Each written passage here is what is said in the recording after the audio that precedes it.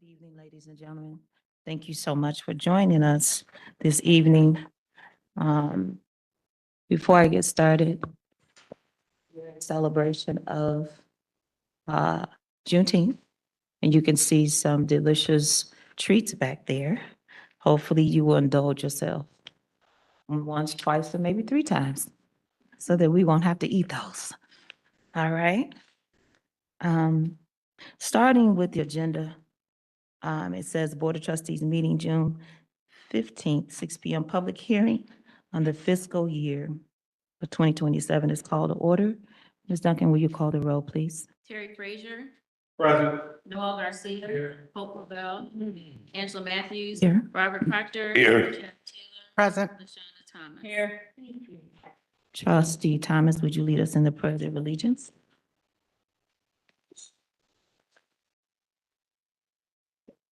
Allegiance to the flag of the United States of America and to the republic which stands one nation, under God, indivisible, with liberty and justice for all.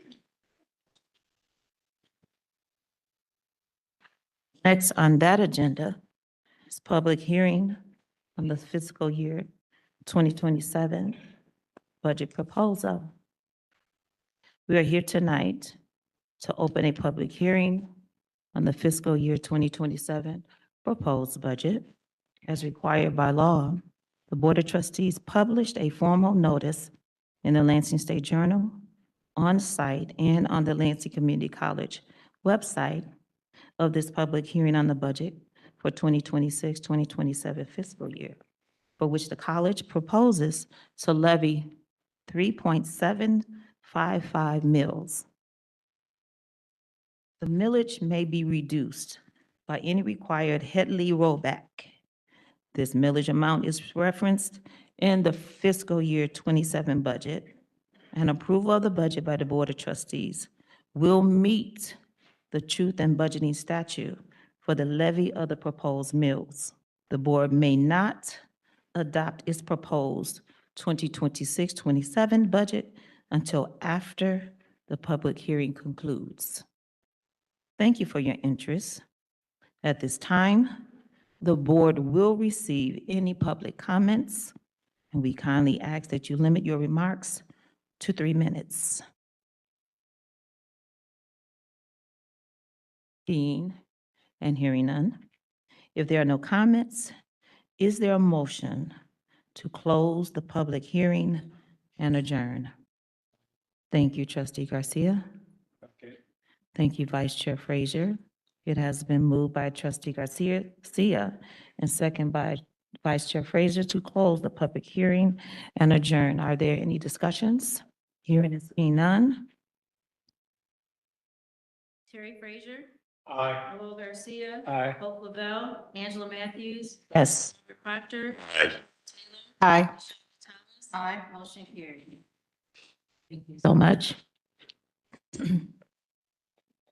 Bear with me with my voice here.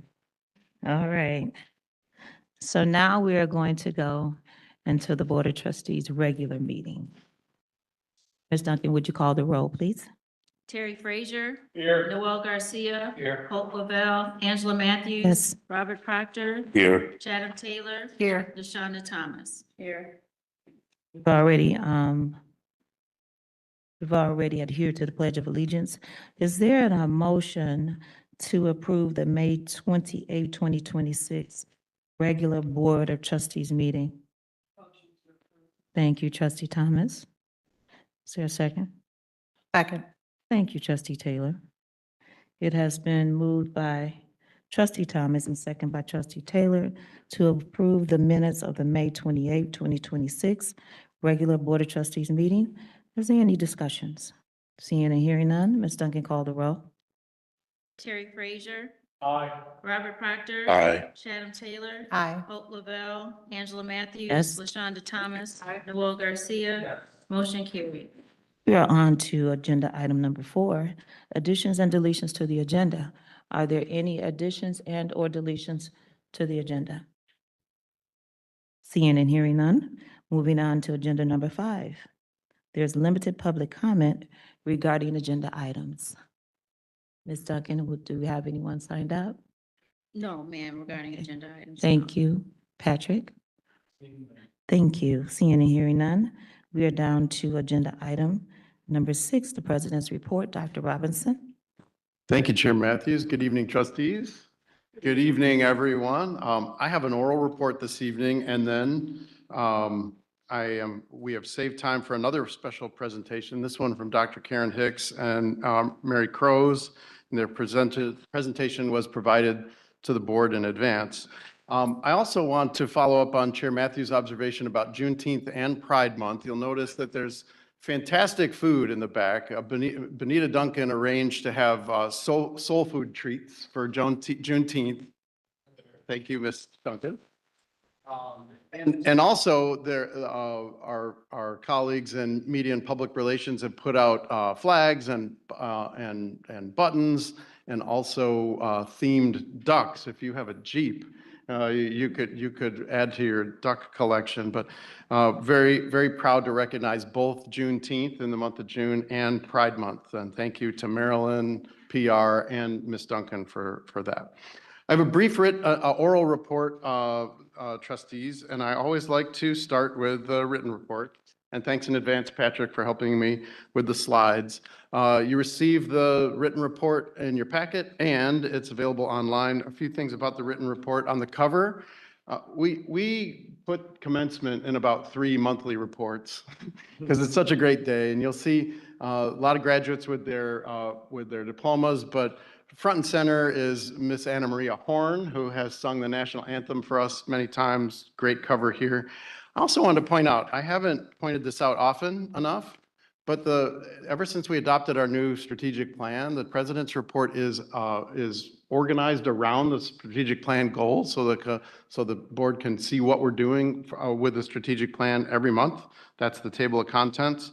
On page 5, there's some great photos of student art from an inaugural student art exhibit, and a photo of some of my students in the Vinyl Record Club presenting at Starscapes. On page 15, a really meaningful photo of Chair Matthews and Dean Lee Gardner at the Arise graduation at the Ingham County Jail. It's the first time we had a trustee join us there. And on page 18, the Small Business Development Center had their Capital Day, and I was able to stop by there and visit with the folks from the Lonzo Group on DRM Learning, and our great partners at Bruce Pets, who are being recognized at Capital Day. So in my oral report, I do want to talk about why Dr. Samuel was late just now. For the second of 2 years, LCC has been hosting the annual conference of the Michigan ACE Women's Network Conference. The theme is Elevated, Ascend and Transform Your World. And that was a joke, Dr. Samuel. Dr. Samuel just came from the Kellogg Center, where she and the team were running an incredible event. And Trustee Taylor has had a very long LCC day, because I saw her at breakfast or at the very, very beginning. But this is a screen capture of a full-page ad that Michigan ACE took out thanking this board and the college for being a leader, and so you were very prominently recognized, Board of Trustees. And I really wanted to recognize Dr. Samuel.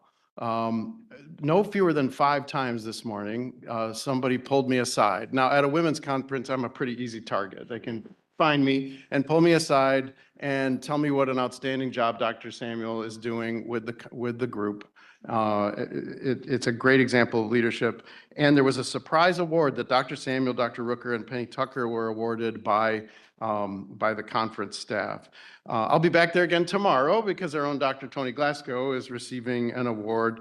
And I just wanted to point out to the trustees, there's a little screen capture of our end statements. And Chair Matthews and Trustee Proctor will remember that it was my suggestion that we add number 5 there to make sure that the college is recognized as a state, regional, and national leader. And it's the work of women leaders like Dr. Samuel and all the team here that gets that done at places like Michigan ACE. So great job with Michigan ACE.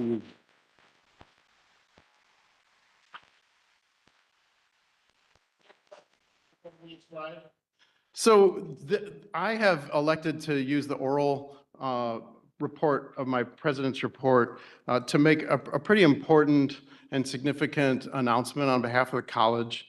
I sometimes use this time to talk about very serious things, and it's with a deep sense of cultural respect and transparency that I wanted to use my report today to make an important announcement about our use of the name Cesar Chavez on one of our centers. And before I do that, I want to thank the many stakeholders, college leaders, and trustees who've discussed this matter with me, and especially those who've reached out to concerned individuals on the college's behalf. It's very important that we do this with cultural sensitivity and in keeping with our values. So I want to first tell you what our planned action is. LCC will cease using the name Cesar Chavez on our Multicultural Center starting at the beginning of the new fiscal year, which starts July 1st. Now, the functional areas of the Office of Empowerment, which include advocacy and equity, multicultural engagement, and training and culture, these will remain the same functional areas that were previously structured as centers. And the names, Dr. Martin Luther King and Dr. Maya Angelou, will continue to be prominently recognized in trainings and celebrations. But I want to explain why we've taken this action. First, we spent a lot of time listening and engaging in introspection. Because LCC did not have a Chavez event to cancel in March 2026, and because we had no publicly facing name to address, we've taken the necessary time to reflect and listen to stakeholders, including the Office of Empowerment Senior Advisory Team, our Lucero program participants, the LCC Hispanic Heritage Awareness Committee, and our most important stakeholders, our students. And as a result of this reflection and listening, LCC will no longer use the Cesar Chavez name for the Multicultural Center within the Office of Empowerment. Now, it is important to note, and I'll say this twice, it's important to note that our Lucero program, programming dedicated to Hispanic heritage, celebration of the United Farm Workers Movement, this will continue unchanged, as will our annual celebrations and recognitions of Dr. Martin Luther King, Maya Angelou, and others. Second, this gave us an opportunity to engage in some introspection about the Office of Empowerment's mission. While LCC will maintain multicultural engagement without the name of Cesar Chavez, the Office of Empowerment will move to what I'm calling a one division, one mission strategy, where we align these three functional areas: advocacy and equity, multicultural engagement, training and culture. Dr. Martin Luther King will continue to be the named inspiration for our equity work. He'll specifically be honored in many celebrations, as will Dr. Maya Angelou, will be the inspiration for training in the Office of Empowerment. And though we will specifically continue to use Dr. King and Dr. Angelou's name in our training and equity work, we will no longer attach the name of Cesar Chavez to activities at the college. And third, and perhaps most importantly for me, is a reaffirmation of our college's values. This introspection and organizational change reflected in what I've just shared are designed to honor and respect important cultural voices and traditions. Starting with listening, empathy, and understanding, this process began by hearing the voices of internal and external stakeholders, and then looking within for the most culturally responsive action. And despite moving away from the name Cesar Chavez, both LCC and the Office of Empowerment have a permanent dedication to the values of the United Farm Workers Movement, the significant contributions of Hispanic culture here in Greater Lansing, and our longstanding Lucero program, which means Brilliant Bright Star and stands for Latinos United with Energy, Respect, and Pride. That's permanent, as well as the college's commitment to diversity, equity, inclusion, belonging, and culture. So in short, we understand that this is a highly sensitive and complex matter, which is why I wanted to personally address it as president and deliver the message in a serious, culturally sensitive, and transparent venue like our public meeting. So apart from this announcement, we plan no further press releases, but we are committed to ongoing dialogue about this and a respectful path forward that's consistent with our college's values. Thank you. And next, trustees, on the next slide, I want to acknowledge our police department. We have had our Pedal with the Prez ride. I used to do this several times during the summer. We've transitioned to one big ride, a lot of local community engagement. We transitioned to just one longer ride with prizes and t-shirts. It went really well. I want to especially thank Kelly Heckler. I don't know if she's here. She helped us run the event while the president's office team was out of town. And I appreciate that. And I really appreciate Chief Gaines and Officer Jonas Helsinga for accompanying us on the ride. The chief was holding up the rear, making sure everybody was safe, and Jonas was out front, and we felt very safe. And as always, I treated everybody to ice cream at the Arctic Corner in Old Town. It was my favorite part of the ride. All right, last thing, trustees, on my oral report, Chair Matthews and I were just in Muskegon, her hometown, for the MCCA Board of Directors meeting. And I wanted to make a little announcement about the MCC has plans for my time for the next 4 or 5 years. So we attended this, and I was reelected to my position as president's vice chair, and that puts me in the chairs for eventually following in Trustee Proctor's footsteps to be the MCCA board chair. It's going to take a moment. My excellent colleague Marshall Washington from KVCC is the incoming and currently the MCCA board chair, but the MCCA chairmanship or chairpersonship alternates between a trustee and a president. So this year it's Dr. Washington. Next year it'll be a great trustee from Schoolcraft College, Brett Girac. And then it'll be my turn of 3 academic years from now. So I still have to go to all the MCCA meetings. So that is my oral report, but I do want to introduce my great colleagues, Dr. Karen Hicks, and Mary Crows. And Sally, would you like to make some framing comments, or would you like them to just come up? A few of us have seen this presentation. This is an incredible initiative, and we're very excited to share it with the trustees. They can go ahead and go up. I don't think they need any introduction at all. Thank you, Sally.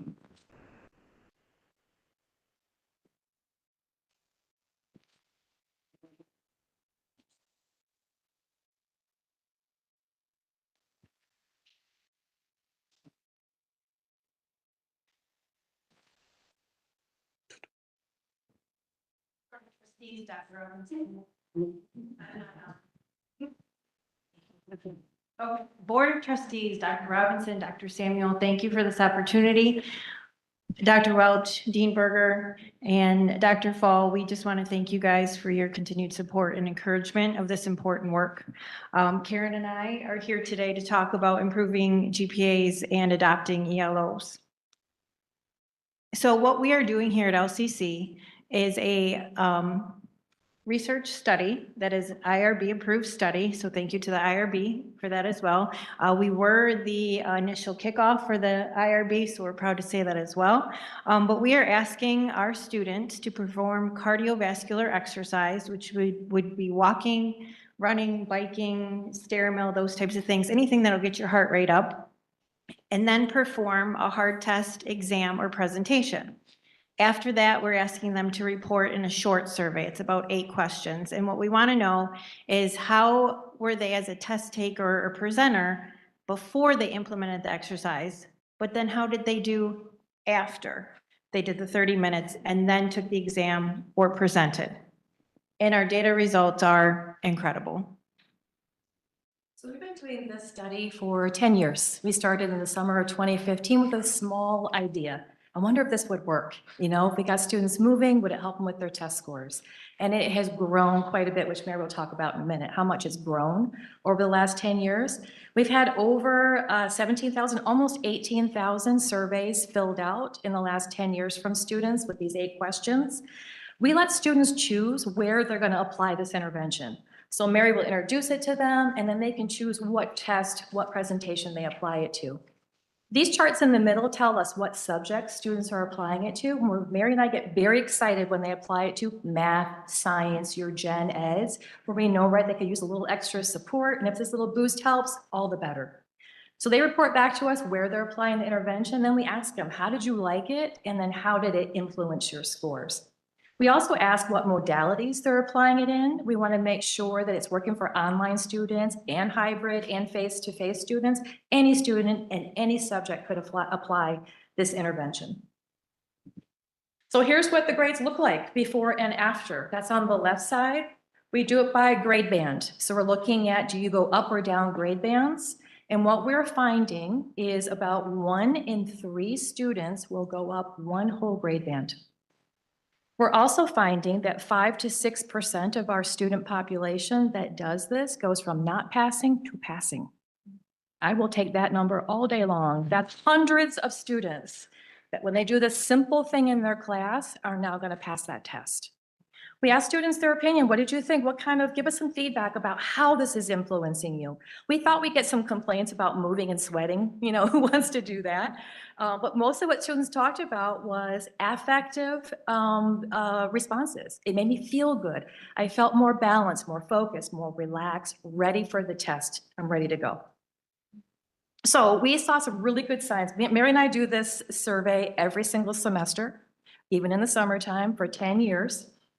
And has grown so much. We said, well, there's a lot of potential here. We wanted, in addition to the class, where else could we take it? So we went before a couple of committees. We have a lot of support from our faculty committee, the academic senate, our curriculum committee. We went before them and said, what do you think about expanding this? They love the idea.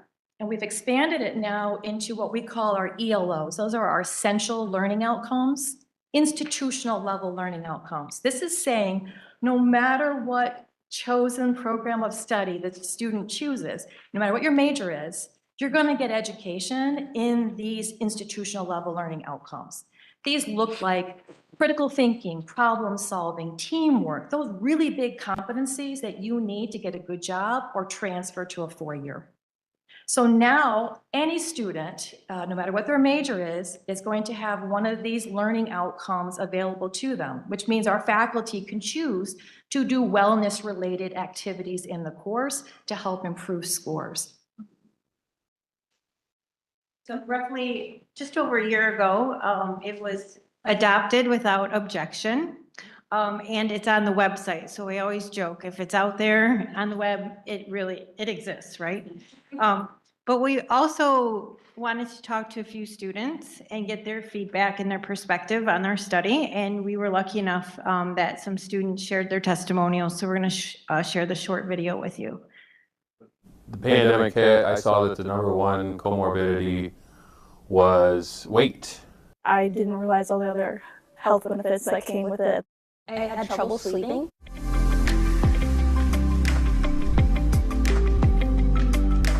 I have lots of energy and I'm have lots of jitters right before conversations or if I have a test coming up. So exercise just allows me to expel that excess energy. I was at a different university my first year and for my freshman year and I played softball there and I actually did really bad at that university. And then I came to LCC and starting with that exercise before the exams for my sophomore year, I took general chemistry because I had to retake it. And the first exam, I didn't do exercise before it and I got a C, a low C. And then my kinesiology classes started introducing exercise before an exam. And I did it before my second chemistry exam and I got a B. And then I continued doing it, studying all the same, continuing exercise before the exams, and then I got an A on my other exam, and then I ended the class with a 4.0. I'll have to read 180 pages of just the textbook before a test, and so I'm able to break it up and retain the information just by going for a run. When I came back to school at 51 years old, it was a challenge. Most of your learning now is in front of a computer, so I was just in the screen zone all the time. And I was getting mentally wore out all the time. Before exercise, my GPA was around a 2.8 GPA, and then once it actually became part of my life, I was able to bump it up to a 3.98 and able to keep that. When I exercise before quizzes and exams, I'll think of the content, and I actually do that on a regular basis just to keep myself sharp. And think about the content, and it helps me that when I go back and take the quizzes and exams, it just helps me remember it better. I'm able to think more clearly. I have improved concentration. I could actually sit through a lecture for 2 hours. I see a decrease in my anxiety, anxiousness. And I immediately noticed my eyes weren't hurting as much from reading, my focus was longer, my retention was higher, all of my test grades went up like a perfect 4-point student. All my other peers are struggling and spending a lot of time, and I'm able to get the same results or better results with less time studying and spending just equal amount of time exercising and then going to go study. I make exercise a priority, and I also have worked around to find a job that allows me to do split hours, so I can work in the morning, go to classes, exercise, and then work in the evening. I noticed that exercise has helped me in my math classes, kinesiology classes, and just any class overall in general. It's just exercising has helped like melt away that anxiety and stress, and I don't second guess myself, and I'm just like, I know this. Exercise has really helped me academically.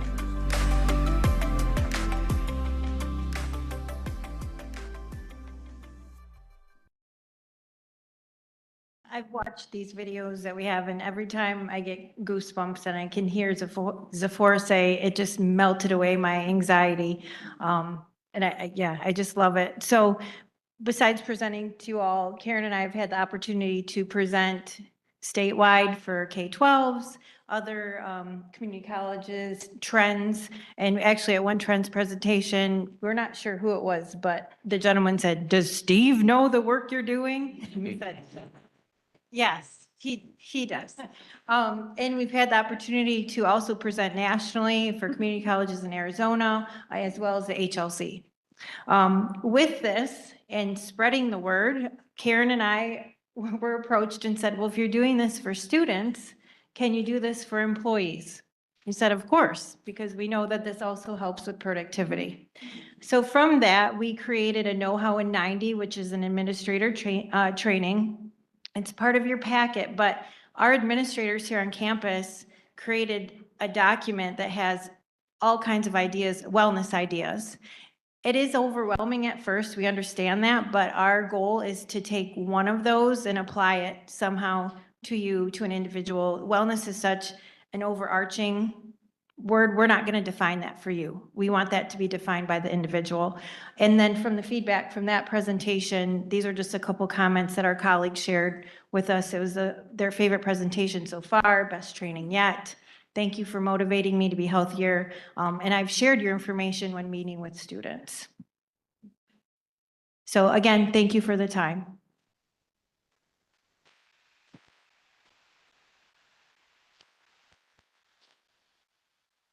Matthews, we're really proud of their work. And yes, Steve does know about that. You know, Chair Matthews, I don't know if trustees would like to ask questions of the presenters or have any comments. And then when that's over, I need Patrick to bring up our introduction of new employees slide again. So Chair Matthews, do you want to entertain questions or comment? You sat down already, but no, I was just gonna say this is motivation number one. But thank you for the presentation. So when I worked at LCC, as some of you guys know, at the credit union, the fitness center is right up the hallway. And so what I would do if I knew I had a presentation or if I had to speak in front of the students for orientation, I would go and get on the elliptical, and I'd go at night after work hours, and it really does do something to you. It's something about, I think, how they say your endorphins and all that stuff. And then my daughter, she's a college student, and before she takes her chemistry test or the hard tests and stuff like that, she's a gym fanatic, but she even works out before test taking, things like that. And it does help, so thank you so much for the presentation and what you guys are doing. Thank you. I want to say thank you too, as a mental health professional. I looked at it, read it, and I was so excited about it. We know that the mental wellness and physical works together, and it's nice. And I learned some things too about I never thought about exercising before the exams. It's like I don't want to be sweaty person. Like I don't want to do that. But thank you guys for your presentation. This was great. Thank you. Anyone else? Matthews, and if I could go back to the beginning of their presentation, they very quickly mentioned that 10 years ago they got IRB approval. We haven't talked to the trustees much about our institutional review board, so I just might give you a little footnote about that. all research involving human subjects since the Nuremberg trials actually has required a process where it gets approved by an institutional review board. There are not too many community colleges have their own institutional review boards, and we've had one for, I guess, a decade if you were one of the first. And so we're at that level. When you're doing human subject involved research, it has to go through a rigorous process, and it goes through our IRB. And thank you again for that great presentation. Petra, could you bring up the stars hired slide? And thank you, Trustee Garcia, for noticing that I had missed this. We love welcoming new employees to LCC, and here are a list of the folks who were hired since the last board meeting. Any of our new employee colleagues with us today? Could you stand up and introduce yourself? I'm Jennifer here. I'll be teaching education at 2:31 in the fall. Thank you very much for making me feel so very welcome. And I will be teaching our pre-service STAR educators on mathematics for elementary and middle school students. Thank you for joining us, Jennifer. Thank you for taking the microphone so our colleagues who are watching on Webex could hear you. And we appreciate you being here. And we always end this way. You are welcome to stay for the entire board meeting if you like, but we would not be, it would not be anything bad if you decided that you had other things to do with your evening and you excuse yourself. We're just really glad to see you and welcome you to LCC. And with that, Chair Matthews, that is the President's report. Right. Thank you, Dr. Robinson. We are on to the next agenda item, but before I say that, we've had some community persons who have come in. We have some delicious treats back there. I'm hoping that you're gonna take some and just munch a little bit until, you know, it's time to say whatever you're gonna say. Try to get rid of this food.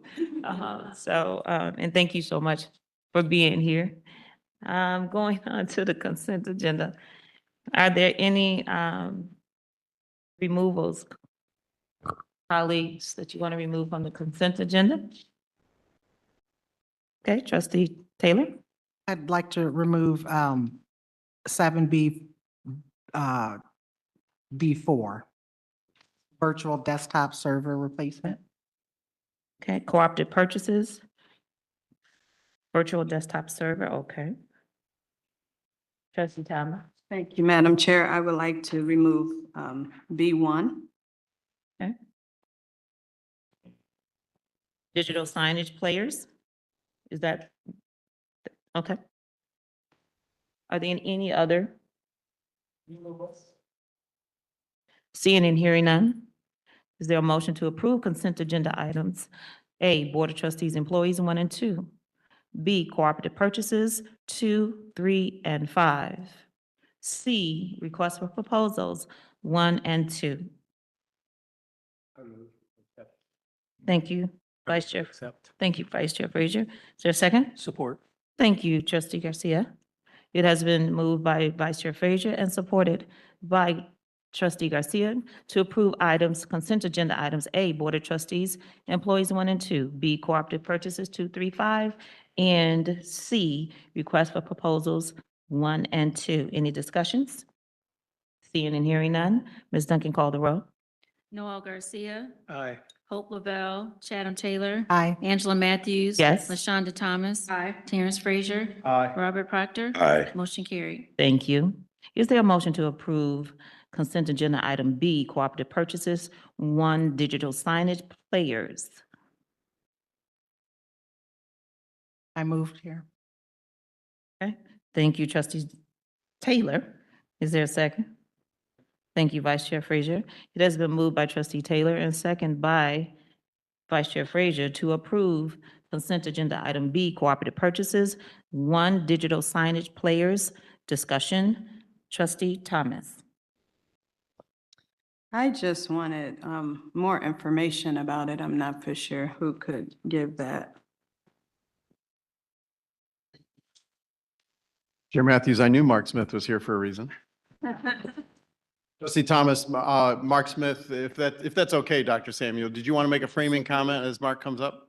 Nope, Mark can handle it. While Mark's making his way to the podium, I'll just tell you that, including the change makers, most of the glorious displays, including the one behind us, Mr. Smith had something to do with that, and so I'm sure he can answer your question. Yeah, so all the monitors that you see in displays, video walls throughout campus have one common item, which is a digital signage player, which is basically an ultra small form factor computer that is networked, and we can send content to it and update to it. Well, the bulk of the ones that we have in service right now were purchased 10 years ago. So we have added to the inventory as projects have added different displays. So some are newer, but the bulk, like about 80 of them, are 10 years out. So they're due for a refresh, and that's kind of what we're doing now, is trying to acquire 80 of the digital signage players, and that way we can refresh all the hardware that's out in the field right now. Okay, thank you. Second question, what is the lifespan usually? We pushed it, we usually, yeah, and they were still functioning well, but one of the things that has come up is they do not support the current level or the current iteration of Windows. So Windows 11 is not something that all the hardware out there that will support. And for security concerns, and always to be prudent about, making sure that we're running, the latest iteration of the software, we want to make sure that we replace the hardware when possible, whenever possible. Okay, and it's interesting and a little scary at the same time, because you are trying to keep up with the change in the technology that's updating every day. So that'll be interesting to see how that works out over time with the pricing and everything. But thank you. I do like the displays that's around. So And we're pushing more sophisticated content now than we were originally. Original digital signage was just backgrounds and text. Now we're doing a lot of video and multimedia and things of that nature. So a little bit more robust solutions. Memory prices right now are challenging because of all the data centers that are going in across. So we're taking a little bit of a hit on that, but I think we're gonna do okay in terms of being able to replace them at a reasonable rate. Thank you for being fiscally responsible and for your work. Thank you for your work. Any additional questions? Seeing and hearing none, Ms. Duncan, call the roll.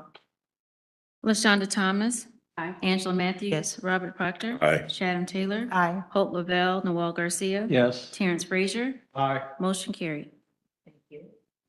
The motion to approve cooperative purchases for virtual desktop server replacement. Motion to support. Thank you, Trustee Thomas. Is there a second? Second. Thank you, Trustee Taylor. It has been moved by Trustee Thomas and supported by Trustee Taylor to approve cooperative purchases for virtual desktop server replacement. Discussion, Trustee Taylor? I just had, out of curiosity, a question on what really is this, as far as what the virtual desktop infrastructure really means. I'm seeing right here that the server equipment requires replacement every 6 to 8 years. And so obviously it's our end of life for this. And the cost for the replacement, it looks like it's going to be increased. I did look at the dollar amounts. Obviously, I was going to ask a question, but it's due to the acceleration of artificial intelligence and data centers. My question is, number one, kind of really what is the VDI software, and then how is it going to connect, or what does that look like as far as alignment with AI? And because we know AI is our new way. I mean, it's just the talk, it's what we're doing, it's where we're headed, right? And if this is 6 to 8 years old, then that means AI probably wasn't integrated in it. So how does that really look now? How is it going to look? Chair Matthews, if I could. Dr. Samuel, I did give CIO Bill Garlick a heads up that this question would be coming. Bill, our Chief Information Officer, makes his way to the podium and sure can answer Trustee Taylor's question. Yeah, thank you for both of those questions. I'll answer the second one first. So as far as AI and the shift in that technology over the last couple of years, I would consider that separate from the virtual desktop infrastructure. Two separate things, don't really interrelate. Anything that would happen changes-wise in AI technology or what we would deploy, completely compatible with whatever we would do with the virtual desktop interface. So that's the second one. To your first question, what is it? So if you imagine maybe 20, 30 years ago, any workstation, maybe a lab computer that a student might utilize, it was physical hardware that would sit at each individual location. What we did as a college, maybe a decade ago, we were really innovative in pushing for what was called the virtual desktop interface infrastructure. And so what this did was, instead of it being a physical computer doing all of that processing, it would centralize what a student would be doing on a server in a back room. That allowed for cheaper hardware to be used in labs. Say if a student was doing a heavy computational task like CAD software in the engineering program, instead of having a very beefy computer that they would physically access on campus, they would have a virtual beefy computer that they could access from home if they needed to, or in the lab, or in any place on campus. So if they go from one location to the next, they have all their work in front of them. And so this is just a refresh of that technology. The price, if you want to talk about that, we could talk about that next. But that is meant to be a larger footprint so that we can use it in many places on campus. Okay. What about the price? Yes. Yeah. So Director Smith talked a little bit about this already. So within the last year, I would say 6 months to 12 months, there has been quite a boom in AI, quite a boom in some of the data centers that are being put up around either in the state or nationally. And the supply and demand of certain components of computing technology has just not been available. And so we've seen a 200 to 400% price increase just in the last 6 months or so. We do have industry partners who help us forecast. It's not as good of a crystal ball as Don has access to, but they're predicting, depending on if we have an AI bubble, prices could go down by the end of 2027. If we continue in an AI boom, those prices are probably going to stay high, if not continue to be at a level until supply and demand equal out. Say the price that we see here is normal, equivalent to industry, colleges. Yes. Okay. So we are seeing this across all of our maybe peer institutions. Some other community colleges are increasing what they purchase right now, so they don't have to pay the prices of what it potentially increases to a year from now. Think about laptops. Laptop prices are also going up, and so they're spending now a little bit more, but anticipating that same spend would be more in a year. Thank you. You're welcome. Any additional questions? Seeing and hearing none, Ms. Duncan, call the roll. Angela Matthews. Yes. LaShonda Thomas. Yes. Hope Lavelle. Chatham Taylor. Aye. Terrence Frazier. Aye. Robert Proctor. Aye. Noel Garcia. Yes. Motion carried. Thank you. Moving on to agenda item number 8, action item, the fiscal year 2027 budget proposal. Dr. Robinson. Thank you, Chair Matthews. Well, Bill just name-checked Don's crystal ball. And while we joke about Don's crystal ball, what he does have, he might not have a crystal ball, but he does have a fiscal year 2027 budget proposal for us. Don, you have done a great job of presenting this budget and working on it over the years, and particularly presenting it to the trustees in a very robust workshop recently. Oh. Try again. That Siri's wanting to help with this presentation. So I would turn things over to Don for the budget proposal. And as I'm doing so, just thank everyone at the college for your hard work in preparing the budget. Don? Thank you, Dr. Robinson. Yes, on the 27th of May, we had the annual budget workshop with the members of the board, and we presented at that point in time our best information that we had as far as projecting for the next fiscal year what our budget should be. As discussed at that workshop, late in the afternoon of the day before that, the college received its property tax information. And between 4 o'clock Tuesday afternoon and getting ready for the workshop Wednesday, we took a little more time to analyze that and compare it to what we had been projecting so far, which went all the way back to the forecast in February. We had not changed that assumption yet because we didn't have any better information. In reviewing that, we found that the actual increase in taxable value was slightly less than we had projected. However, we also went back at the same point in time and took a look at what's going on in terms of uncollectible property taxes. And in doing additional review of that, we found that we could lower our estimate of uncollectible property taxes. And so that resulted in a small increase in property tax revenues. We thought while we're looking at one revenue, we might as well take the opportunity to look at the rest of them, which we did. State of Michigan, we're still using the governor's numbers in terms of the annual operating appropriation. The Senate was a little better on the operating appropriation, and the House had no increase on the operating appropriation. So we're still using the governor's numbers. However, we also went back because of more current information to look at what we have in terms of replacement tax revenue, because we received the second payment on that in May, and also the funds that we receive for MIPSers. Again, every time we get new information, we take a look back and see if that gives us any better news or worse news, whichever it might be.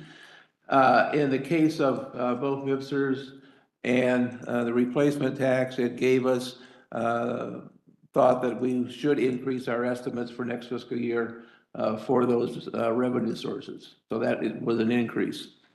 At the same time, we went back and looked at where we were with tuition and fee revenue. And after that analysis, and also looking at uncollectible student accounts, which actually came in a little higher at a new calculation than it had back in February, made those adjustments, which resulted in a net decrease in tuition and fee revenue. And then other revenues, again, we took another quick look at those, and there was a modest change in the estimate for those revenues. The end result of all of that was a net increase of $317,000 in revenue. Probably the most significant thing about that is the fact that it, for the first time, pushed our total budget over $150 million. So with that additional $317,000, and Dr. Robinson and I have been discussing this possibility, whichever way it went, whether it was positive or negative, what adjustment we might make to accommodate that.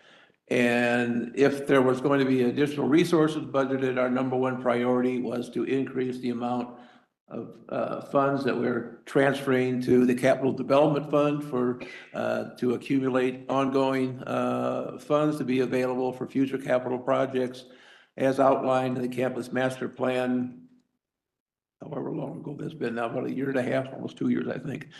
So $300,000 was added to that. Also, just to kind of look at ways to potentially increase revenues and enrollment, we added $14,000 of student scholarships.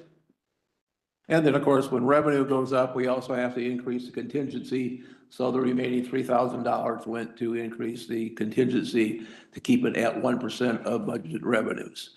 So those are the changes that have taken place since we had the workshop on the 27th. Other than everything else that you saw that evening is the same. We made no changes there. And to be honest, in that short time frame between the 27th and the fact that this board meeting is the earliest date in June that it can possibly be, There's not a lot of time to go back and do a lot of more detailed items. And so it's best to approach it at the very high level where we think we could make some adjustments. And so based upon all of that, still recommend that the board approve the administration's recommendation for next year's budget. Again, remember it does have the $2 increase in district tuition, which is about 1 2/3%. And also the changes in course fees, which were both plus and minus, that was approved by the board back in January. So that's kind of how we got from February to a couple of weeks ago and through tonight, basically. Any questions? Are there any questions from the board to Don? I think Dr. Robinson appreciates this because the music is kind of like the Beatles. It's a long winding road. And again, just a thank you to everyone, including the trustees. The budget workshop was, and we were very excited about this, was robust. I believe the trustees engaged very specific programming questions that we were very happy to answer for about 3 hours. And I shared at that meeting that, when I'm a guest speaker in some strategic finance doctoral programs, I use our process, our budgeting process as a model, that Monopoly board. We're working on it all year, and it really does culminate in that workshop. And it's very helpful to hear the questions and the viewpoints of the trustees at that workshop. So thank you, Don, and thank you to finance and everyone who worked on the budget. Comments? Okay. Is there a motion to approve the fiscal year 2027 budget proposal? Motion to approve. Thank you, trustee Thomas. Second. Thank you, Vice Chair Frazier. It has been moved by trustee Thomas and second by Vice Chair Frazier to approve the fiscal year 2027 budget proposal. Any discussions?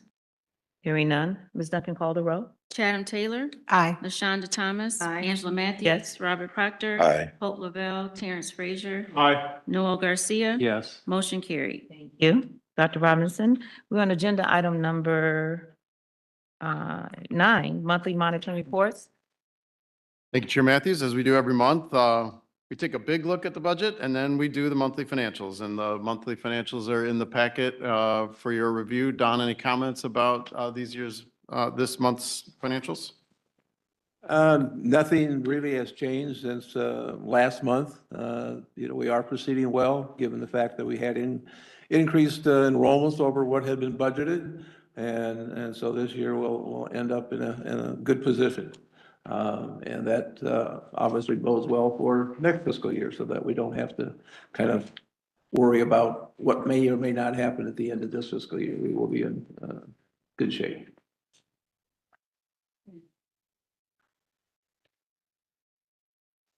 Mark? Oh, yes. I will say I appreciate your hard work and your team. Thank you for the budget workshop, and thank you for all you do. This was great. Appreciate it. Thank you. Anything else on monthly financials? Chair Matthews, then I would move to the next monthly report is the monthly public safety report. The chief is here.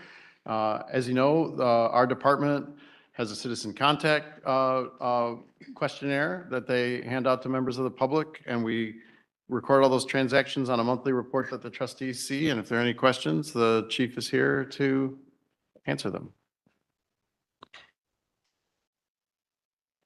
And if there are no questions, I'll just thank the chief again for putting on his bike helmet and coming with us on the Pedal with the Prez. We had a great time. And I'll also just take this opportunity, because I live on campus, I talk to your officers all the time, chief, and I was doing some stuff in the garage and had a visit from one of your officers in the nighttime. As a family that lives on campus, we appreciate how you make us feel safe. Thank you. Thank you to you and your team. Those are the monthly monitoring reports, Chair Matthews. Thank you, Dr. Robinson. Moving on to agenda item number 10, the chair's report. Just want to say thank you to Vice Chair Frazier for stepping in at the last moment at May's meeting to chair that meeting. So thank you so much. Appreciate it. Then also thanking LCC, the Lansing Juneteenth thanks LCC for a great kickoff on June 4th that took place in the Change Center. They had some living legends that were there that were inducted into the Change Maker Center. Mr. Gregory Eden was there, Dr. Willie Davis was there, Dr. Eugene Kane was there. And so I think that just speaks to the work of why Change Makers Center is very important to the community. We don't want to give people flowers when they can't hear them or smell them. We want people to be able to hear those accolades. So it was great. Tricia, thank you. You and Lane and Kelly did a wonderful job. Thank you so much. This is just a bittersweet thing, and I choke up every time. Dr. Tony Glasgow was honored at the kickoff meeting, and we all know that she transitions to something more awesome and amazing, that the time is coming. But I just want you to know she is so well loved, not only in the area of academics and education, but she is a great sought after thought leader. She highly respected. She's a collaborator. She's an encourager. She's a builder of community and family. She is a phenomenal woman, and I'm just gonna miss you immensely, but I still got maybe a month or two to go. So you're great, and we love you. We appreciate you.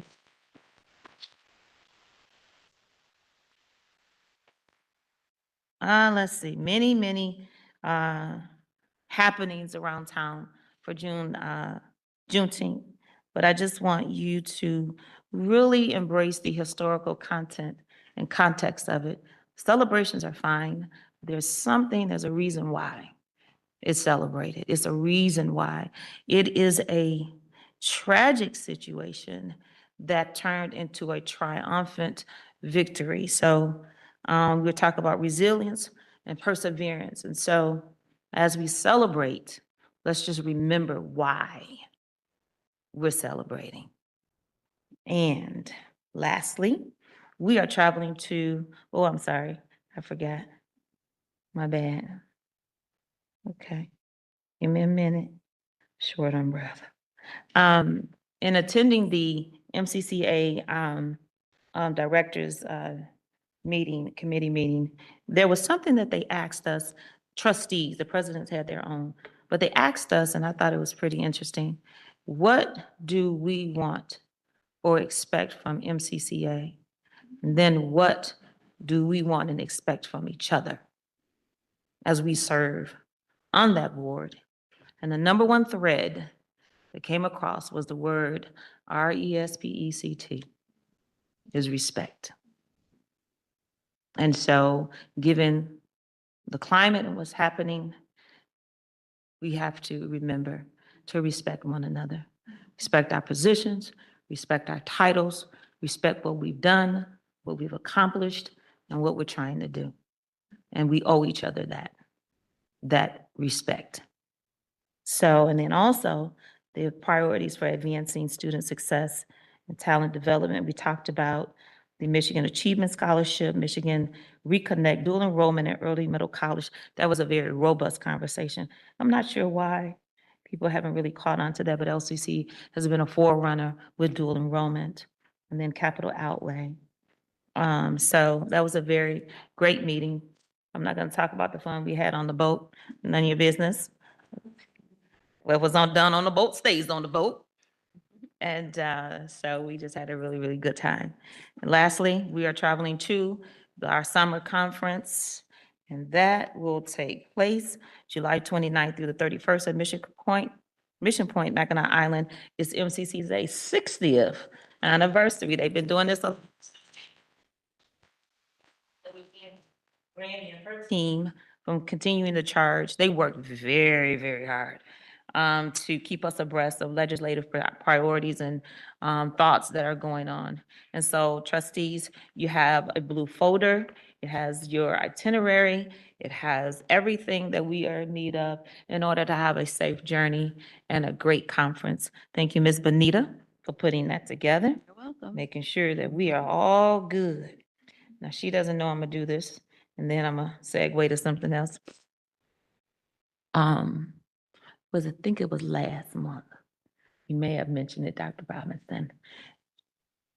When we collaborate and work together, it is an atmospheric shift. And so Ms. Benita was able to present, what was it? Help my memory, girl. You talking about the ACCT webinar? Was it the webinar? I did that last week. Okay, you did that last week? Uh-huh. See, getting old, girl. So, Oh, he did mention it. I presented. you did, to you him. mentioned it? Yeah, professional development. Yeah. Yeah. Yeah. Don't worry about it, I'm getting old. That's It's okay. It's all right. And so, but I just want to say that when you have a working board, and you have a working, and that's the key word, board liaison, we can do the things that we do. And so she's not just upstairs in the office, sending this out and, walking and doing that. She's well respected on the national level. And to be invited to do that presentation, Yeah, the we're guest very speaker. proud of you, of what you are Excited. doing. And it's something that, you just do it because you want to grow, Yeah. you want to learn, you want to be involved. And the more you grow and learn and be involved, you help us. Thank So you. thank you so much. You're welcome. Thank you.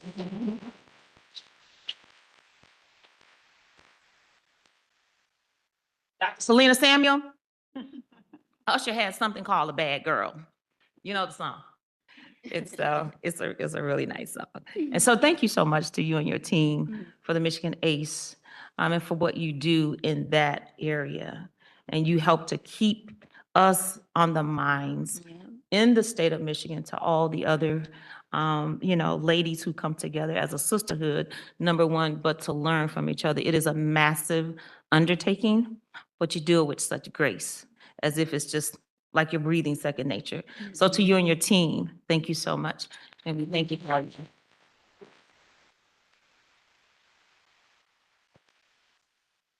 Moving on to now committee report, audit committee report.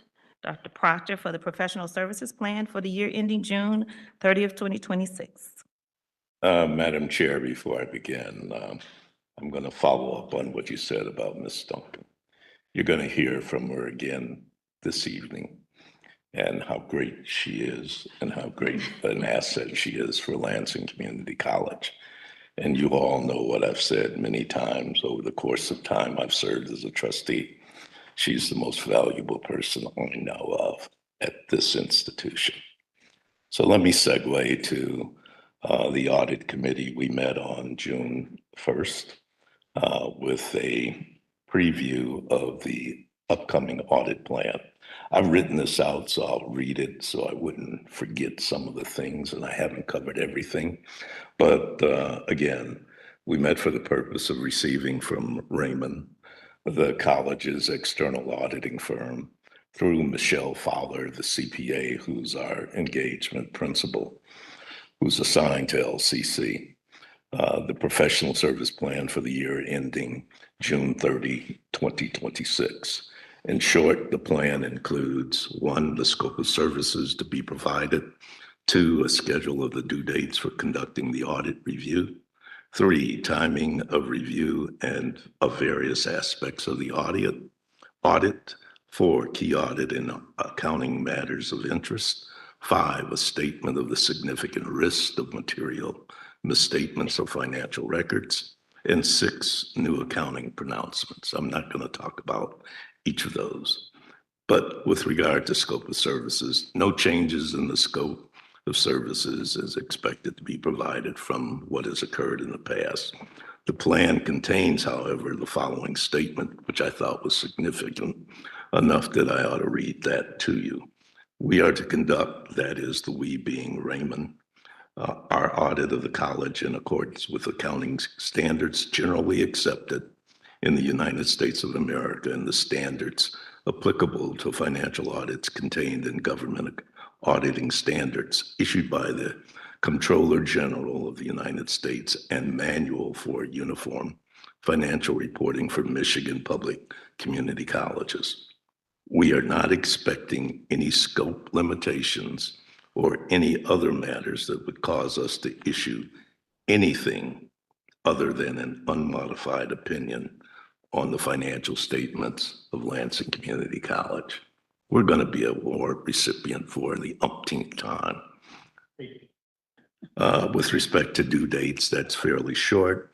September 18, 2026, a draft report on the financial statements and supplementary information of the college, and the draft of federal awards audit report for the year ending June 30, 2026 will be submitted to the governance board of the college, provided to management for their review and comments. In October, the final draft report will be presented on the financial statements and supplementary information of the college to the audit committee.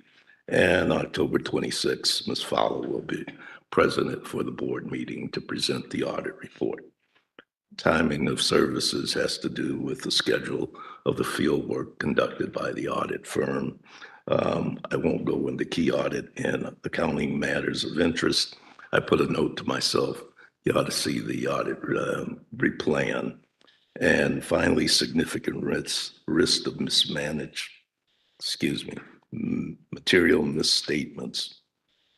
We don't expect to have any misstatements. That hasn't been the practice at Lansing Community College. We expect to have an umpteenth clean, complete, thorough audit with no changes, recommendations, or importantly, findings. Thank you, Mr. Wilski and your team for all that you've done for the college.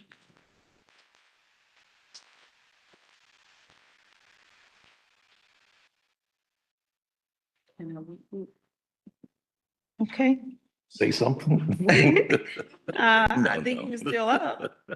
Policy committee. Let me start with this. We have a special presentation by the person I just spoke of before I started my report on the audit committee meeting. Ms. Duncan, show us what you do so well for Lansing Community College. This is a team effort, so let me say that. But Ventrell's going to take the podium, and Patrick's putting my presentation up on the screen. Okay. Let me say before she starts, this idea germinated in her mind. She went through about a year trying to convince the administrators what we ought to be doing to be as efficient, effective, comprehensive, and thorough as we could be with regard to maintaining a history of our records and all of the revisions of the policies that we deal with. Ms. Duncan? Well, I don't know if I recall that the way you recalled it, but it actually was at ACCT. And one of my colleagues talked about policy management software, and she sort of showed us what it was. And I know how we manage our software. And I thought, my God, I must be living under a rock because I never even heard of policy management software. And so I just brought it back. I think I might have talked to Dr. Samuels about it and then brought it to the board. And then we put out an RFP with the help of Samantha. And that group consisted of myself and Penny and Ventrell, who's at the podium. And then we picked DocTrack. That was the one. We looked at maybe 5 or 6, I can't remember, but they were the ones that met what we wanted. So this is our policy management modernization.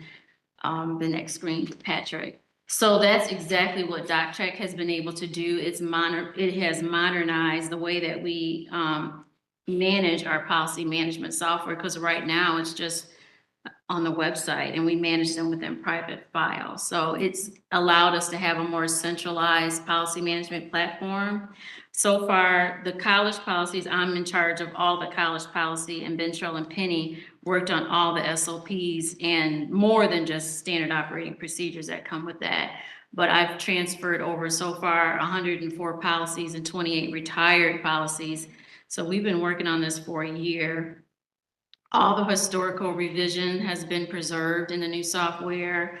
And I think that this allows for more transparency transparency, accessibility, and accountability. And it also streamlines how we review and approve our workflow, because currently we're on a manual system of how we determine when policies are going to be reviewed, and that's up in my brain. So this policy management software allows me to put the different categories on, like instead of saying we're going to review all 100 college policies in a year, we can review HR every 2 years. If HR says, no, we want 3 or whatever, I can assign those within the software. And when that time comes up, it's before that person that it's assigned to, hey, it's time to look at the policy. Can you let me know if it still looks good or you have changes? So then it'll bounce back to me. And then from there, I can take it to the policy committee. So I'm excited about that.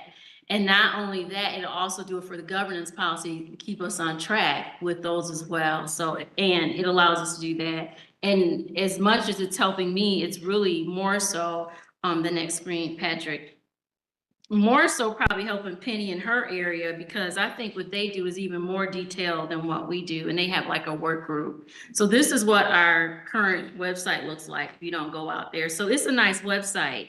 And it's just that if you wanted to do a search for one of the policies, so let's go to the next page. So the structure kind of is the same. You know, we have bylaws, governance, student, HR. We still have the same categories. But if I wanted to Google academic due process, it's through LCC's World Wide Web. So you're getting all this information. On DocTrack, you're only getting that's related to academic due process. Any SOP, any policy, you're not getting other information. So you're just getting policy stuff. So I think research-wise, it's going to be a lot better for us. I know for like Trustee Proctor, he does a lot of research and he gets frustrated because he's like, I can't find this, I can't find that. So search engine-wise is going to be a lot better for us with that. So on the next screen, it shows the SOP. So currently, the college policies are on one page, the SOPs are on another page. So that is still similar. The only difference is they're integrated. So if I wanted to look at academic amnesty, I have to go over to this other website to look at it. Now, if you pull up acceptable use, any SOP or document related to it is right at the bottom. There's these little tabs. So all you have to do is click on it and you click back and forth. So I love that feature. And another feature is, and it might be something HR decides to use, you can also put videos down there. So like for acceptable use, we have like a video we use for training. That video can be at the bottom of that policy. When you click it, there's the video. So we're excited about that, being able to embed those policies and procedures together in one fluid motion. The next page, this shows you, and it's just a sample. So this shows you the folders. I have a folder on every college policy we've ever adopted, all the way to Z. And that's a lot of folders for me by myself to maintain, because you know, I just shouldn't be the keeper of all that information. So this is allowing me to also, we talked about that at ACCT, you know, how are you leaving, how are people able to find what you do or know what you do? And this is one of the things that bothered me the most, was that if someone wants to know something about a policy, they always have to go through me. So this software allows those that are administrators like Selena and Don's area, they can go in and they can look themselves at the different versions of policies. They don't have to go through me if I'm on vacation or something. So, and as you see, even like the eliminated policies, I keep track of that. That software has all those eliminated policies. They're called retire. So with the click of a button, you can resurrect a policy because you decide you wanted it to come back. So that's an awesome feature.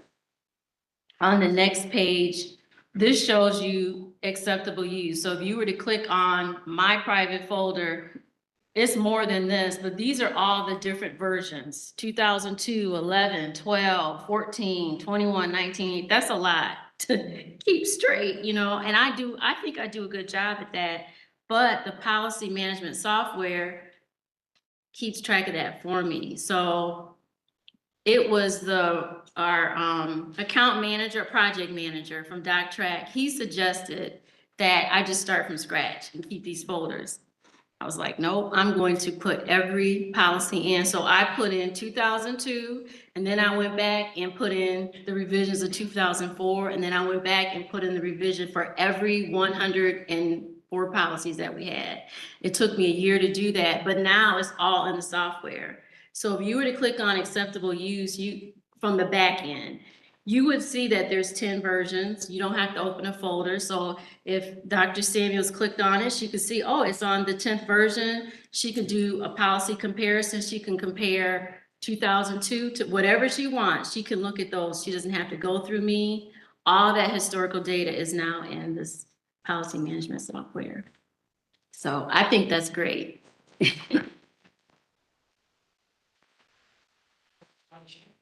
The next page, it just talks about challenges, and I think I talked about that, the challenges already, like the workflow is going to be better. I'll be able to assign the HR policies to whoever's over it. They'll get it in their mailbox that it's time for review, and I think that's going to be much better. And then putting us on a staggered schedule, I think is going to be good for us as well with the software. And then once a policy is approved, I can make it go live. We have to actually put in a work request. And they do an awesome job. I mean, I'm gonna tell you, the IT people, they work for me around the clock when I ask them to do something, but I think this is just gonna be more efficient.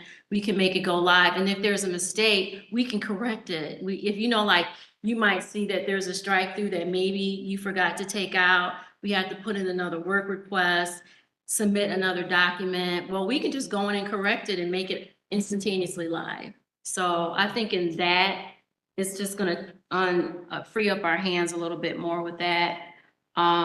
Before and after, this is all in your board packet. I think the biggest after part I would say is that now there's an audit trail of all the versions and then instantly publishing things. I think that's gonna be great. And I'll let Bencho talk about the SOP side. She's gonna give you a demo of what the software looks like that I'm like very excited about. And I just wanted to really thank Penny and Ben Carroll, Penny Tucker, Justice, because we had marketing. They had to make sure it was accessible and what it's going to look like, the coloring, the branding, that was important, to make sure it fitted within the branding. So I just want to thank them for the hard work that they've done, and we expect to go live here soon. So I'm really excited, and I just think it's just going to be tremendous. And so when I retire down the road, I won't feel stressed out. Like, I feel like, okay, it's in good hands. It's there. I'm not worried about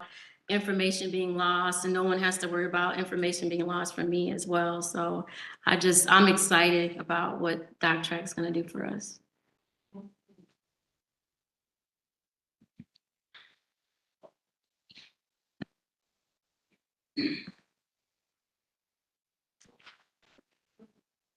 Hello, everyone. Hope everybody's doing well this evening. So I'll start off with our dashboard. So this is the dashboard for DocTrack. It's very clean, as you can see. It kind of looks like a colorful card deck. And when all of the administrators, myself, Benita, and the others, we all utilize this to ensure that we can know exactly where we are with a particular document. So I'll just quickly go through some of the things that are on this dashboard. We have a section for recently published documents. We have an attestation section. The college is not utilizing that section at this point, but we may at some point. We have an upcoming document review section where you can look at past dates as well, from 30 to 90 days. We also have down here where we can actually track the number of documents, so we can look at the number of documents that have been imported, documents in draft, documents in collaboration, documents in approval, documents approved, documents published, documents in review, published, documents expired. Here we also have where we can input or drag and drop our policies and or procedures. And let's see if I can move this up. Okay, and then we also have where we can review all of our documents that are overdue in the workflow. But the most, I guess, exciting part of the DocTrack is going to be, of course, the public view. So let's go check that out. So welcome to Lansing Community College Board Policies and Procedures. This is our new webpage. This is a demo, so everything may not be 100% accurate, but it still has the same look and feel that you can expect when we go live. So as you can see, at the top here, we have our different tiles that break down all of our sections of our policies. And the center here, we have just a brief narrative of what policies are here, as well as how someone can be impacted. And then down here at the bottom, we also have a search button. So I'll quickly show you 3 ways you can search our board policies and procedures with this.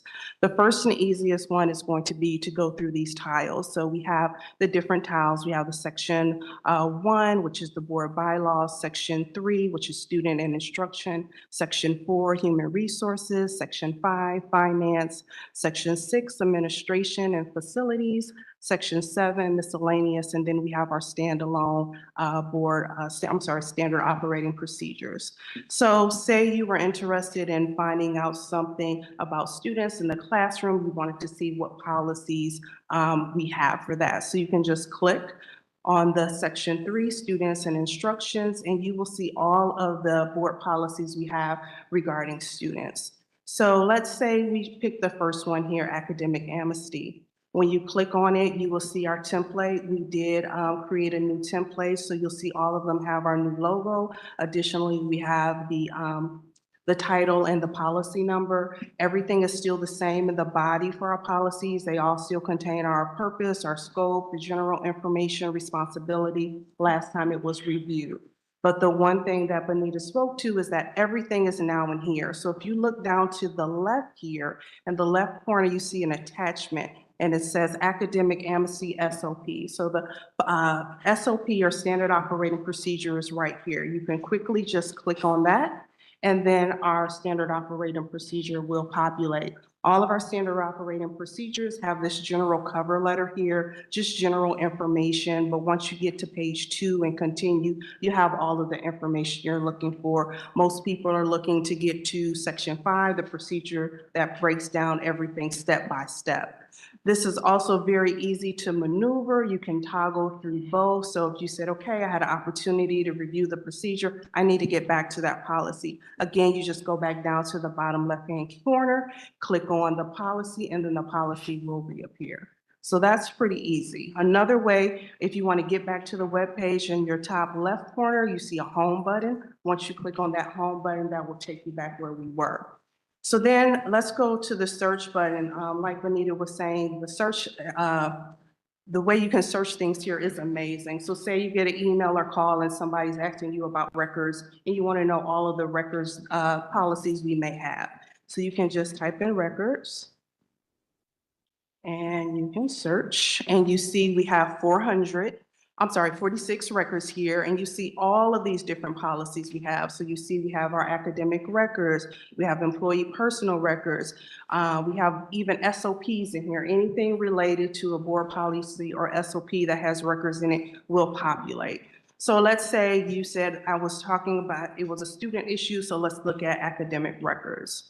You go to the academic record policy, everything is here, and then you're like, okay, I still need to see the SOP, and as you can see at the bottom, we have not 1, not 2, not 3, not 4, but we have a bunch of SOPs. So the software also allows us to attach more than one SOP, which is going to happen from time to time because a lot of our policies, we have different things that we need to address in separate standard operating procedures. The same thing is true. You can still click on the SOP at the bottom to check out the SOP. If you want to go back, again, you could go back down to that left-hand column to toggle back and forth to look at the various SOPs. Let's see, the last one, go back to the home page, is if you're tired of looking at policies and you just want to know what standard operating procedures we have, you can go to the standalone standard operating procedures tile. When you click on this, this will break down all of the standard operating procedures the college currently has. We have at this point over 70. It is in alphabetical order, so you can, again, do the same thing. You go to your academic amnesty, you're looking at the procedure, you understand exactly what you're trying to do, but hey, I still want to go back and reference that policy. You still have that option. You can go right back and forth. So I think this is really going to be very beneficial for the college. I think it's going to be user-friendly enough where everybody can get the information that they need. Kind of what Benita was speaking to. I do also want to speak about wins and collaboration. Thank you, Benita, for starting this and getting the software for us. Truly appreciate it. You had to do a lot, like you said, putting all of those different policies in, and you got us to the finish line, so thank you. I would also like to thank, as you stated, Penny in Academic Affairs. She helped a lot, making sure we got all of our academic standard operating procedures in, as well as Jalen and the Office of Compliance. She helped with our non-academic standard operating procedures. And then, of course, our web team, which includes Justice, Michelle and Nick. They help a lot. They always help us on the front end and the back end, like you said, the branding piece. If we have any issues or concerns, getting the web page and all of that stuff up. So I think it will be very beneficial. It's definitely going to help me a lot on my job in regards to making sure that I'm able to restructure the standard operating procedures and get on a regular review for the college. So I think everybody will love it. We can't wait till we go live, but that's all I have. Thank you. Yeah.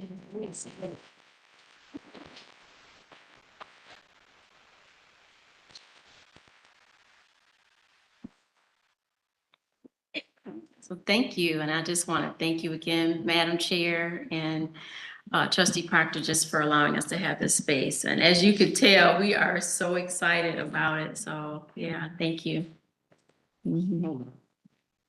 Madam Chair, briefly, speaking on my own behalf, never has one owed so much to so many. Help me do what I'm supposed to do as a trustee, and particularly as chair of the policy committee. Thank you both. Next item is also under my bailiwick, but I'm going to turn it over to the other member of the committee. And I failed to do something I should have done to start with. Who are the members of the policy committee? We're all sitting here. I have the pleasure of chairing it. Ms. Duncan is a member of that committee. And we're going to codify that when we get through all these bylaws. And Chatham Taylor, trustee, is also a member of the committee. Ms. Taylor is going to take over the tough part of this evening because we have a policy proposal that I understand has generated quite a bit of concern. And this is on a first read. And as I've said before, the policy committee comes up with proposals for the board's consideration. We don't create, i.e. the law. We make recommendations to the board, which has that authority to adopt the law. And it gets changed from time to time. So the item that we're talking about is on for first read. Trustee Taylor is going to take us through that.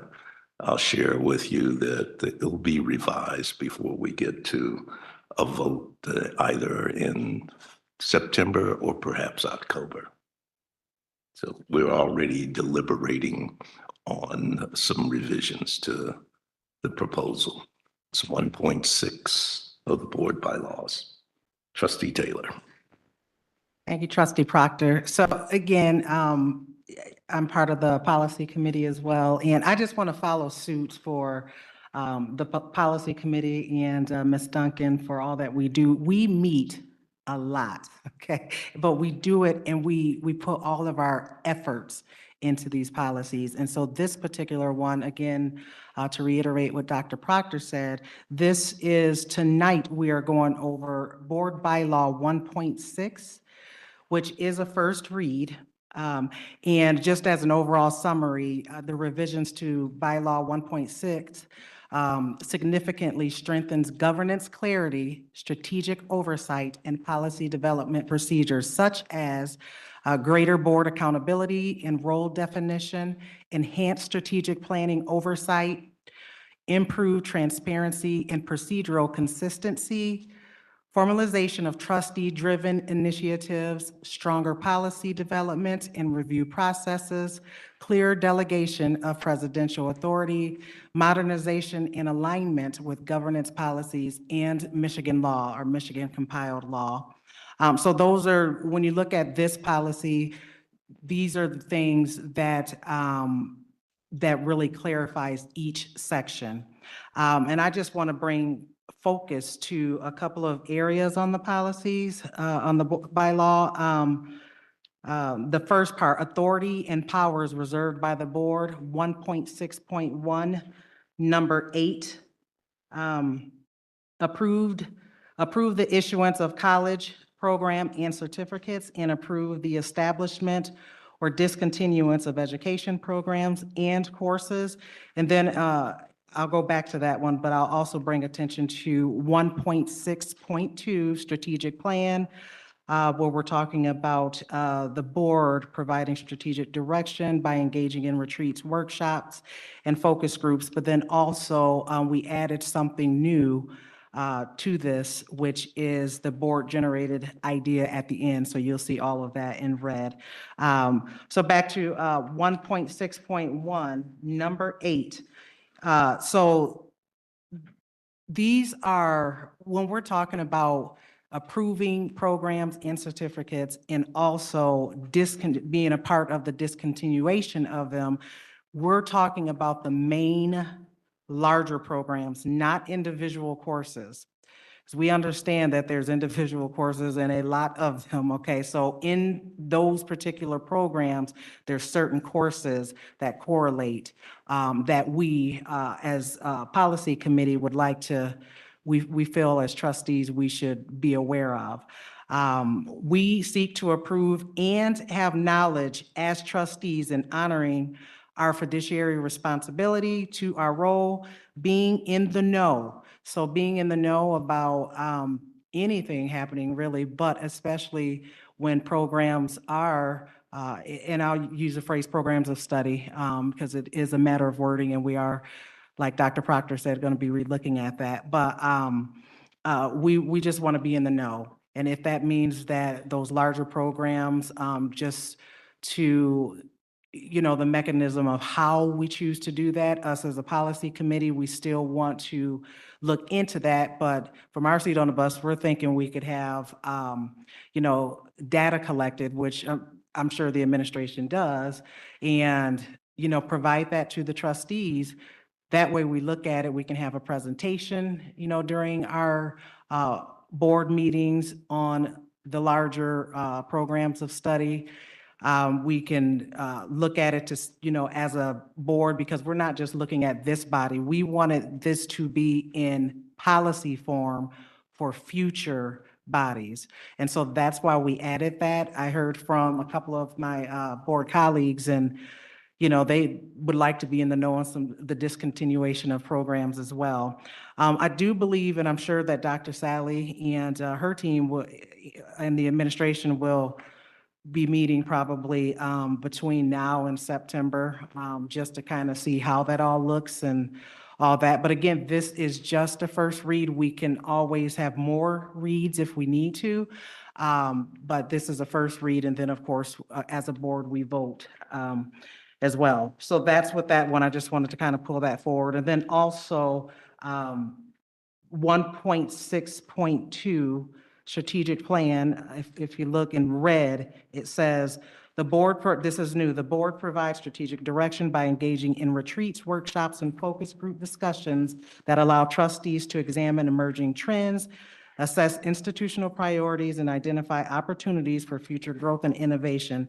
So this came from, I know a lot of us can say on the board that we've been a part of and have seen board retreats from different organizations and different boards we've been a part of that happen outside of the boardroom. And whether we agree on that's going to be a board vote, but we wanted, this is added new language because we just feel it's necessary to be put in policy form so that, again, we're looking futuristically on how these policies could look. So that's why we added that one. We believe that it's all about learning when it comes to board retreats. It's all about collaborating with the administration, Dr. Robinson, and the board all included. And we're looking at the strategic plan together to see, how that looks, we can even bring in, an outsider to kind of help us out, and that's another discussion, but I just wanted to point those out. And then also the trustee-generated idea, which is new. And we just added that because that was not on any policy. And so we knew that we needed to add that as a first read. So I welcome the administration or any of my colleagues to any questions for Dr. Proctor and myself.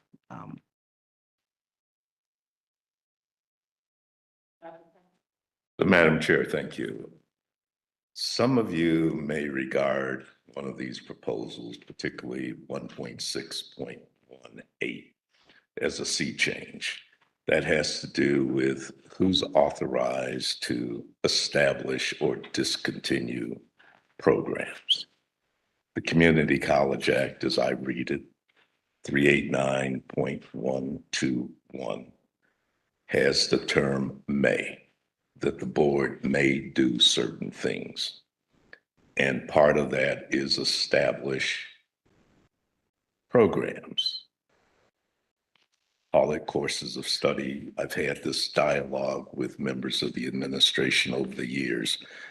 When are we going to define what a program is? When are we going to define what a course is?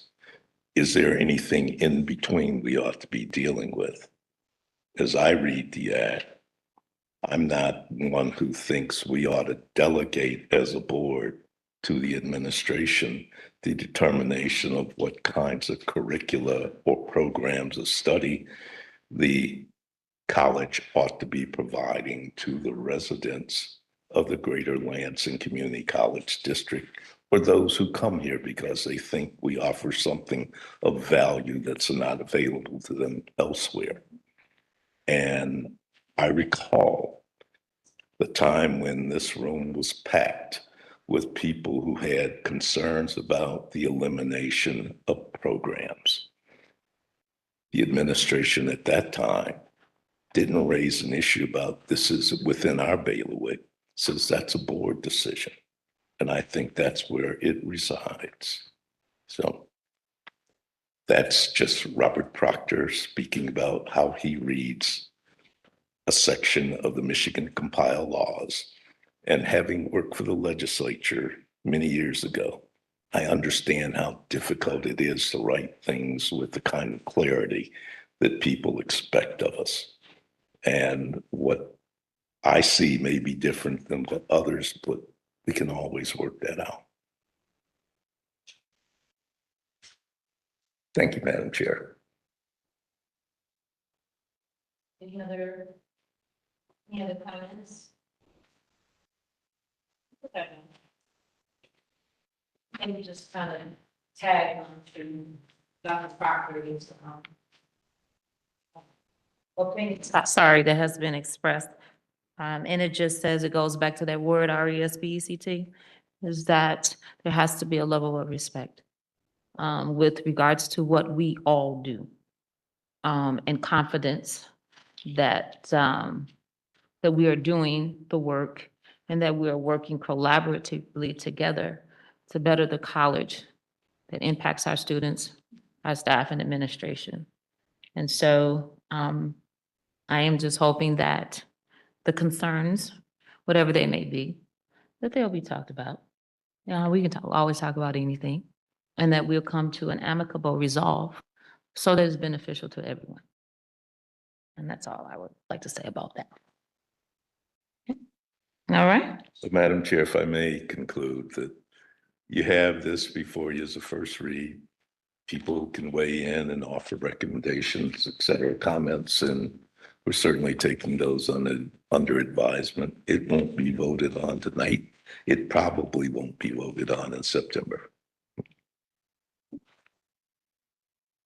All right. Any other further comments and or questions or discussion?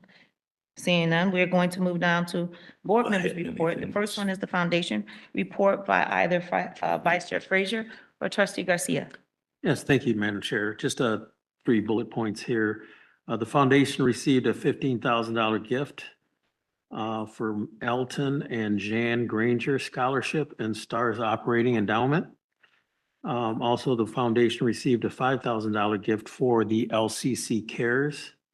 And then lastly, Board of Water and Light will be supporting our utility program by paying for OSHA, first aid, and CPR training for students for the next 3 years. That's a commitment of $10,000. Awesome. Yeah. That's nice. It's good. And lastly, we have our annual Board of Directors meeting next Thursday. So I'll report on that next time. Thank you. Thank you. Appreciate it. I'm moving down to Local Finance Development Authority Board update. The Grand Ledge Local Development Authority had their meeting on May 7th. However, I was unable to attend because I was somewhere hanging out with LCC at their graduation ceremony. So I missed that meeting, but I'm sure the next one I will attend. Then there's the Mason Local Development Authority. Trustee Lavelle is not here tonight, but I'm sure she will render us her report next board meeting. Moving on to unfinished business. Seeing and hearing, there's none. Public comment. At this time, the public can address the board right up here at the podium. Please, ma'am, please, sir. Your name, state your name, and then also your comments are 3 minutes. Please adhere to that. Thank you so much. Hello. Hi. Thanks, Patrick. Good evening, trustees, president, and members of the administration. My name is Melissa Parling. I was a certified nursing assistant with a decade of clinical service in our community and a graduate of LCC's nursing PN program. I'm standing here tonight for the 4th consecutive month, but my purpose at this microphone is entirely different. I'm not here to debate grades, file grievances, or address administrative disputes. Tonight is simply for a thank you. First of all, I want to thank you, the trustees, over the last 90 days for your time to ensure that a clear, transparent public record was maintained. Second, and most importantly, I want to formally share a major professional milestone with this room and our community. Despite Lansing Community College's institutional roadblocks, administrative delays, and internal appeal denials that attempted to halt my progression in my career, I have passed my NCLEX practical nursing exam and will be continuing my profession while I wait for the Federal Office of Civil Rights to finish their investigation in totality. Thank you.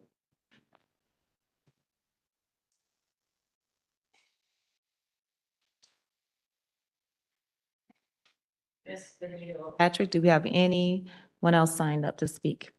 No, ma'am. And hearing none, we're moving on now to board comment. Okay, Trustee Taylor and Dr.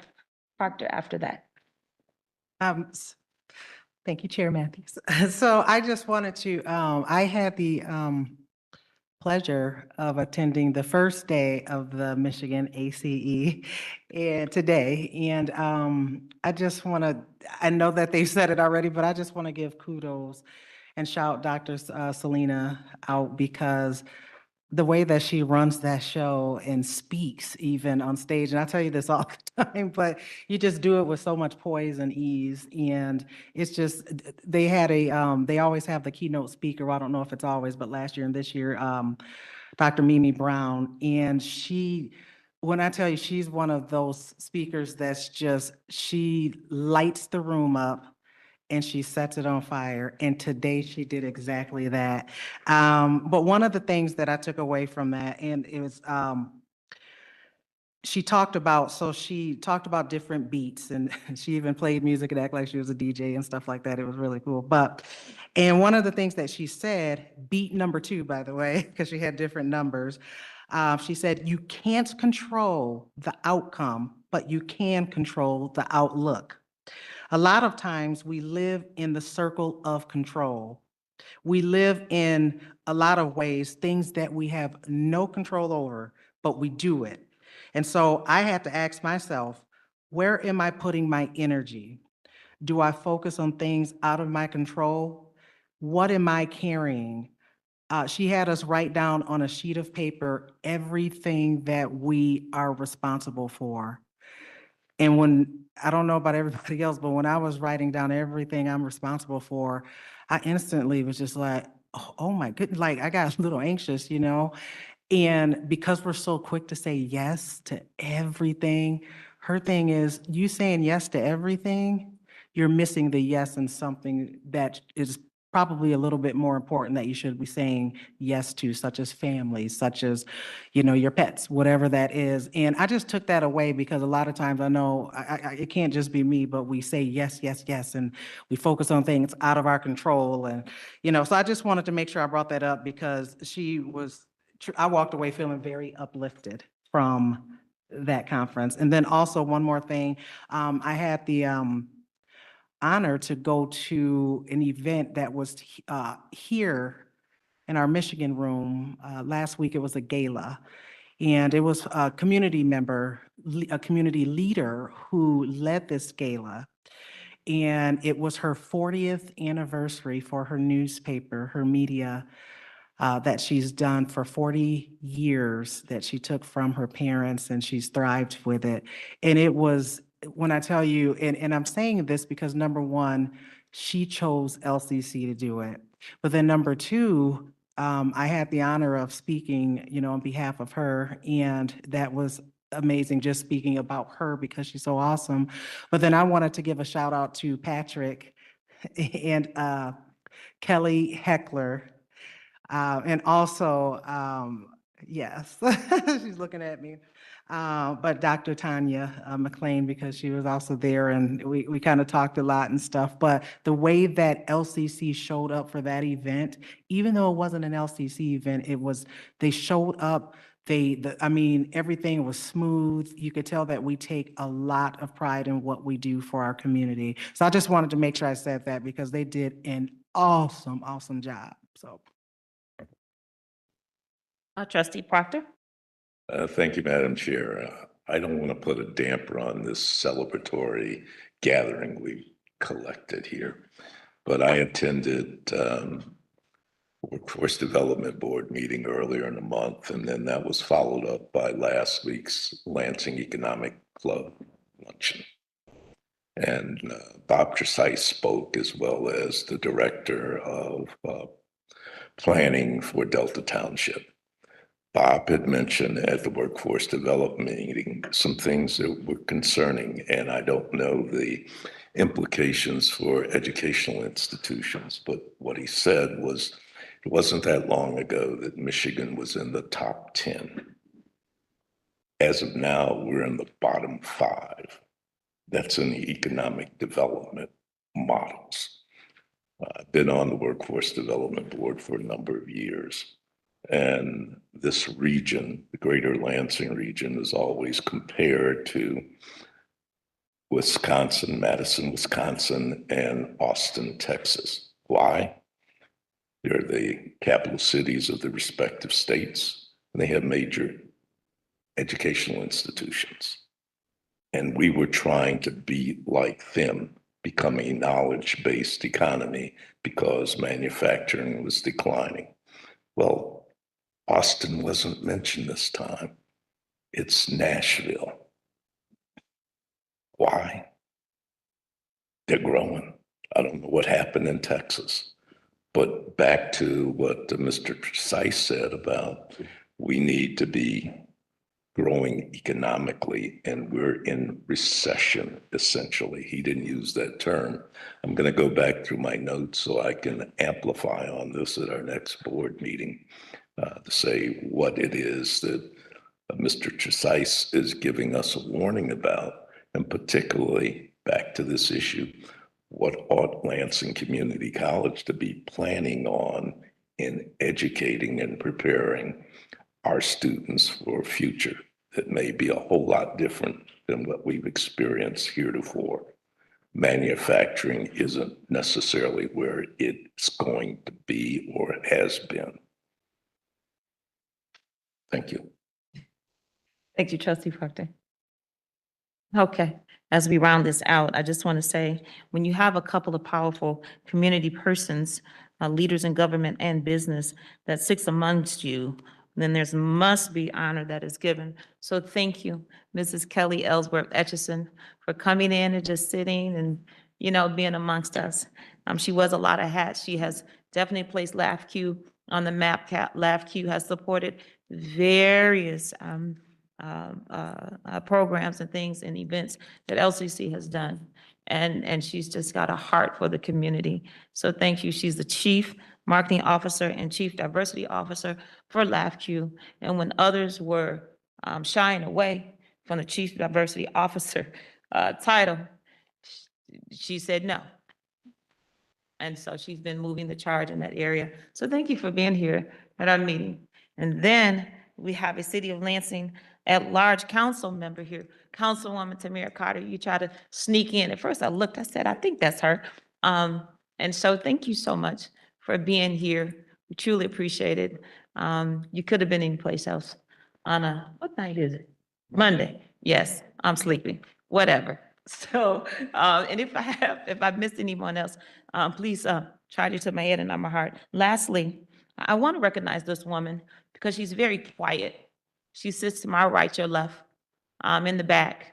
Never says too much of anything, but just, very keen in her hearing and always is on top of LCC, making sure that we sound good and look good, whatever social media post or anything that's, about LCC. So Miss Marilyn Twine, thank you so much for the work that you do.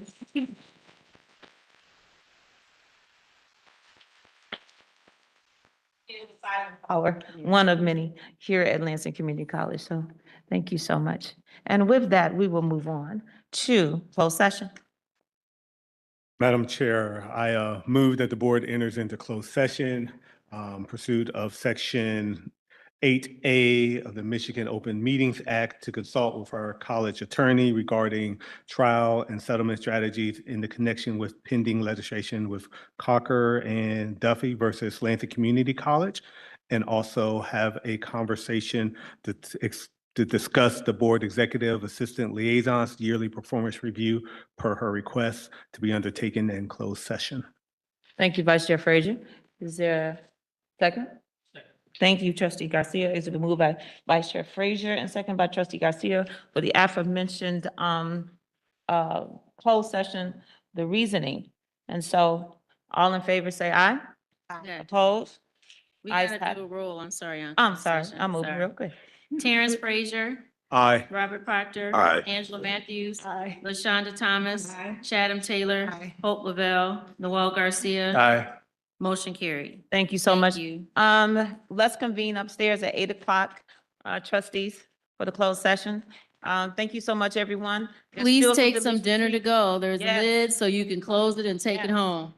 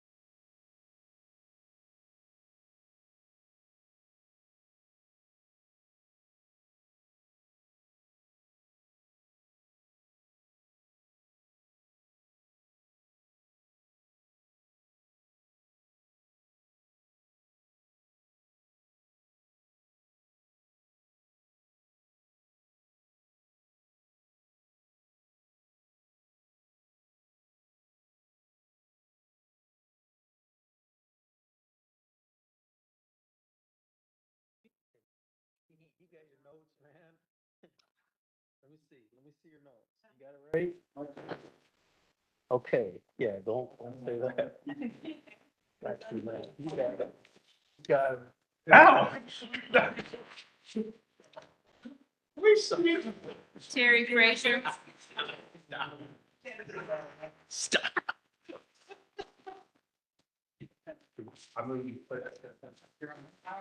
I'd like to make a motion. Terry Frazier, Here. Noel Garcia. Here. Hope Lavelle, Angela Matthews, Robert Proctor. Here. Chatham Taylor. LaShonda Thomas. Here. All right. I'd like to make a motion to approve Dr. Renita Duncan's performance evaluation dated on June 15, 2026, and to increase Renita Duncan's compensation by 6% effective July 5th, 2026 through July 4th, 2027. Second. It has been moved by trustee Frazier, and second by trustee Parker.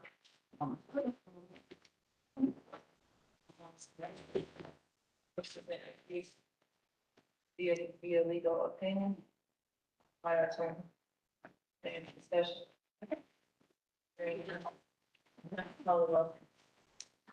Terrence Frazier, Aye. Noel Garcia. Yes. Hope Lavelle, Angela Matthews, Robert Proctor. Aye. Chatham Taylor. Aye. LaShonda Thomas. Aye. Motion carried. Entertaining motion to adjourn. Second.